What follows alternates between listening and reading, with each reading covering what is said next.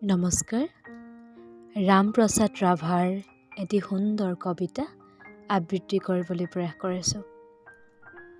প্ৰেম অমৰ।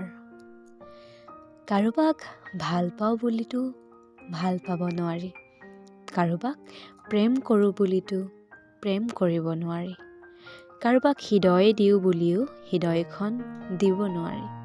প্ৰেম কৰিবলৈ কাকো নিবেদন কৰা নহয়, ভালপোৱা দিবলৈ কাকো আবেদন কৰা নহয়, কিম্বা কাৰোবাৰ হৃদয় এখন পাবলৈ অহেতুক জোৰ কৰা নহয়।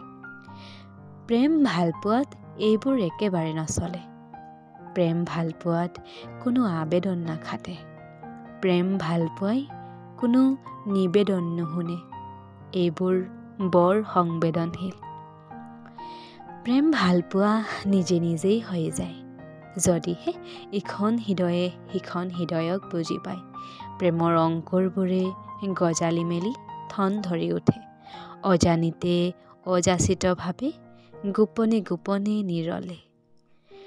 প্ৰেম বিচাৰি বিচাৰি ঘূৰিলেও প্ৰেম পোৱা নাযায়, নিবিচৰাকৈয়েও কাৰোবাৰ সতে প্ৰেম হৈ যায়।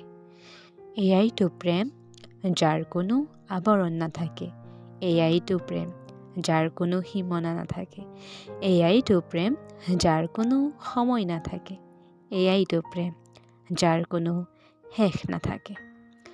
কোনে জানো কৈছিল প্ৰেম হেনো অমৰ, কাহানিও মৰিব নোৱাৰে।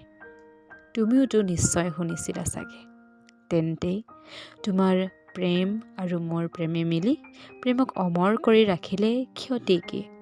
কোৱাচোন তুমিয়ে কাষলৈ আহি। ধন্যবাদ।